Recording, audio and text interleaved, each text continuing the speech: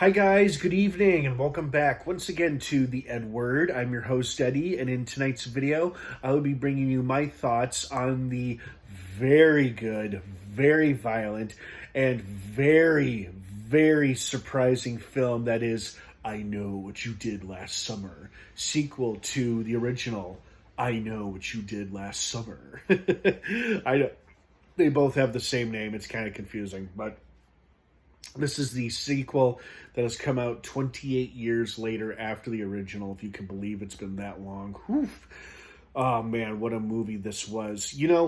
For me, it personally checked a lot of boxes. I wanted to see the fishermen in all their violent glory, carrying out really creative kills. We got exactly that. We had a very high body count.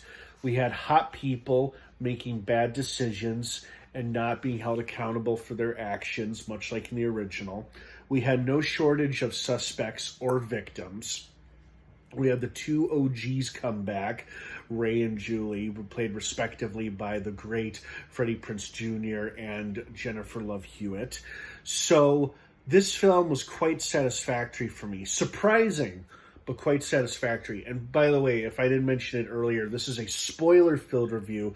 So if you haven't seen this film yet and you plan to watch it this weekend, do not keep watching or listening to this review, as it will contain massive spoilers. That being said, you have been warned. Let's dive right back into it. I thoroughly enjoyed it. I thought it was very good. You could tell the person who wrote and directed this film really understands these movies, or at least the original film. And you could see that in the execution of their filmmaking. At least that's how the impression I got from it. I love the seaside setting. I love the fisherman persona and the attire. Very spooky, very dark and mysterious. And the kills were great, very graphic. I was surprised. It was frightening at moments. A couple scenes made me jump in my seat. And of course, the thing that was the most shocking of all was the reveal of the killer. I'm glad it wasn't anybody who was way too obvious to be our killer, which was like the two guys in the friend group or the pastor or the town developer guy, whatever. I'm glad that it wasn't anybody who would have been way too obvious. I'm glad it was the last person anybody suspected, or I personally suspected, which was, one of the girls in the group, Stevie. But of course, as it turns out, she had an accomplice, or she was the accomplice to our actual killer, Ray. I was like, no fucking way. Ray? Early reviews warned that the ending would be divisive, and I can certainly see why, because a lot of people are probably not going to be happy that Ray was one of the two killers. And, of course, then not only that, they end up killing him as well, so now he's dead and gone for good in this franchise. But I was quite shocked with the revelation that he was one of the two killers, and I was like, wow, that is a brave, bold choice. I mean, hats off to the writers for coming up with that one. That is a brave, bold choice. And I was like, holy moly, that is gutsy right there.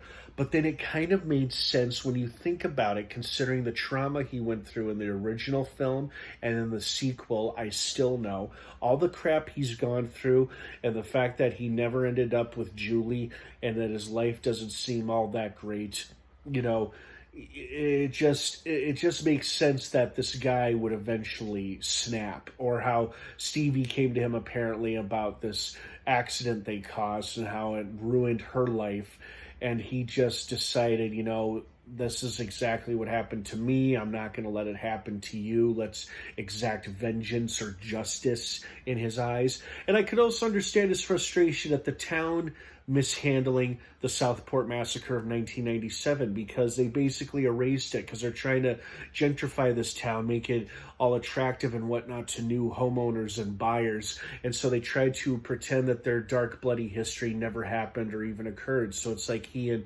Julie became obsolete, and that pissed him off, righteously so. So I get it. I'm just saying, I'm not sure if I necessarily agree or like the fact that it was Ray, but I'm saying I understand. So, very shocking, though, very surprising in terms of killer reveals. I'm just glad it wasn't anybody who would have been way too obvious, because then that would have been very, very disappointing.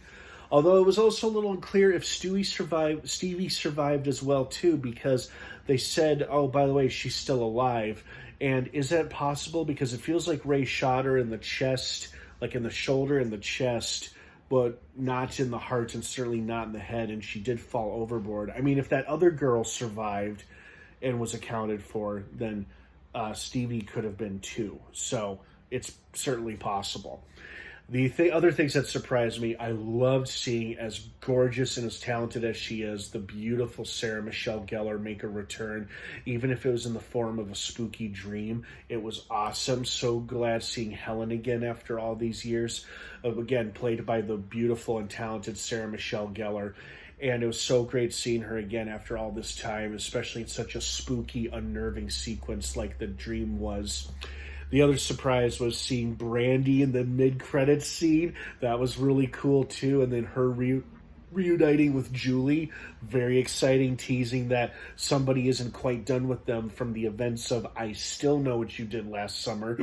Excuse me. Saying how it isn't over in that threatening note they sent Julie and whatnot. So that's pretty promising and tantalizing, too. Could we get a sequel to this film someday? Maybe. Depends on how well this movie does. Tonight was opening night, so hopefully it does well enough where they do come out with one more film to carry on the story. So I really enjoyed it. I loved the kills. I loved the killer, or at least the fisherman persona. I loved the fisherman costume and the persona. And the kills were very graphic, very creative. It had no shortages of surprises with twists and turns. Surprise character returns and then character deaths and whatnot. So overall, I really enjoyed this film, and I will definitely be seeing it again. So I say, see, I Know What You Did Last Summer. It's really good. All right, guys, thanks so much for watching my film review. I hope you enjoyed this movie as much as I did. What did you guys think of it? I'd love to hear your thoughts and opinions down below in the comments section. Have a wonderful rest of your night. I Know What You Did Last Summer is now playing in theaters. Have a great rest of your night, everybody. And of course, until next time, what's your favorite scary movie?